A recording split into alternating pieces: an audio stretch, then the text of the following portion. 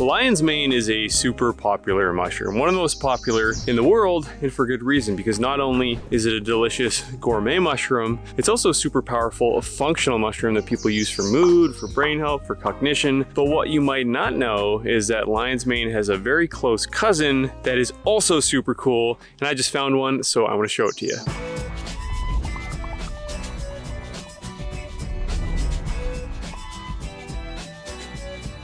Lion's mane's scientific name or Latin name is Hericium erinaceus, but there are other species in the Hericium genus. This one in particular is Hericium coralloides, otherwise known as the coral tooth fungus. Where lion's mane grows in these tight, kind of snowball-like formations with the teeth coming off of those snowballs, the coral tooth fungus grows these branches with the teeth or spines coming off of those branches. And that is the most distinct difference between the two species. They are both bright white in color though, so they're pretty easy to spot if you're walking around in the forest. They can get pretty big as well. You can see the fruiting bodies that I found here are quite sizable, but they can get quite a bit bigger actually. So you can see one here.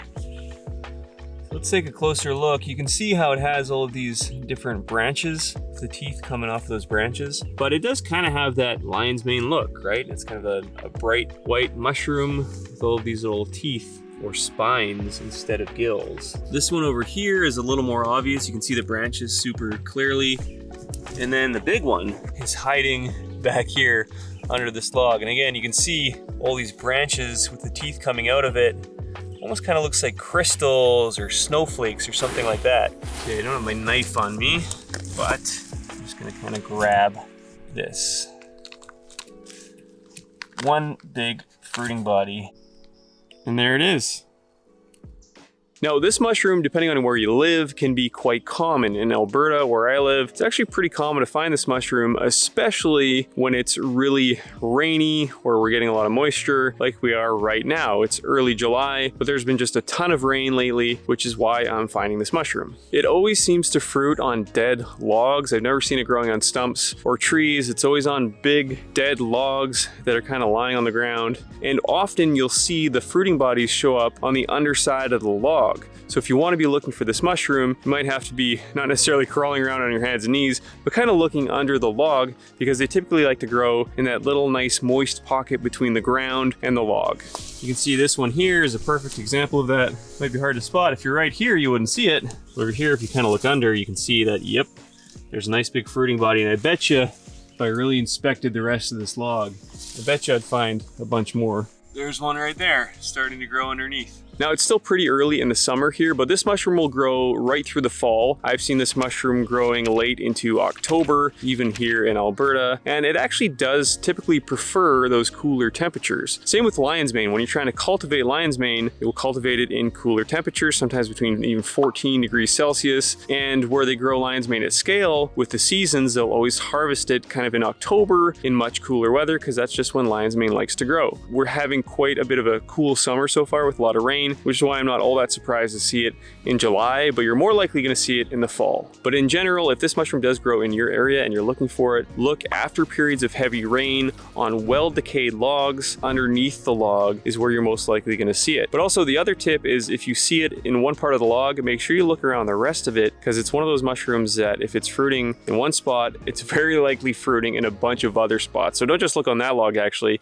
If you find it in one location, there's a really good chance you're going to find it all over the place. Like anything, you might be wondering if it's edible, right? Because lion's mane is kind of the holy grail of mushrooms. Not only is it a delicious gourmet edible mushroom that's easy to grow, it's also a powerful functional mushroom that people use as a nootropic. So is this mushroom, Hericium coralloides, edible? Yes, it is definitely edible, but what we still don't know is if it has those same nootropic properties as its cousin, the lion's mane mushroom. Lion's mane contains compounds known as hericinones and erinacines, which comes from the name Hericium erinaceus, but those are the compounds that can actually cross the blood-brain barrier and stimulate your brain to create nerve growth factor, which is why it has those cognitive boosting properties. Now, the truth is we don't really know if its cousin, Hericium coralloides, has those same compounds in a similar concentration and would have the same effect. It's reasonable to think that it might, so maybe this is something that requires a little bit more study. Of course, the caveat is there are some poisonous mushrooms. I don't want to be causing any sort of mycophobia, but if you are going to be harvesting harvesting and cooking mushrooms that you find in the wild, please make sure you know exactly what it is that you're harvesting. Best bet with that is to go out with an expert or go out with your local mycological society so you can find some species in your area that you can get super comfortable with identifying.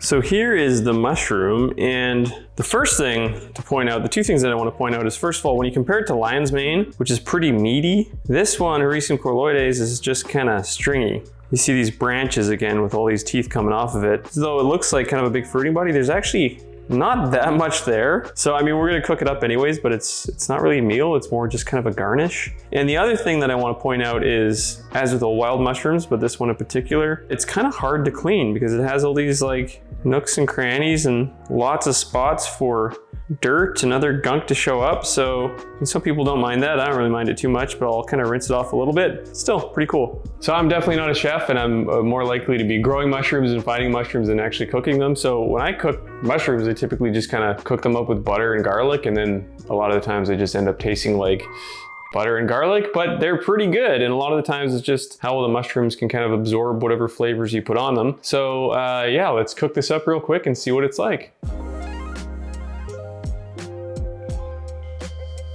So there it is. There's the full harvest. I guess I could have probably grabbed a little more. Like I said, this is only just gonna be a little garnish.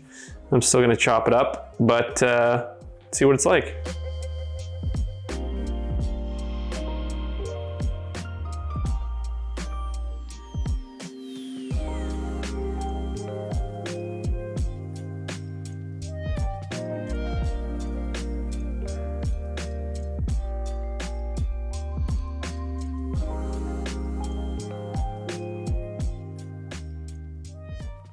So as you can see, it's not a lot.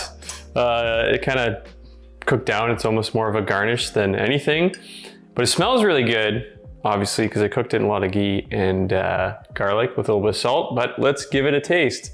Wild Hericium coralloides.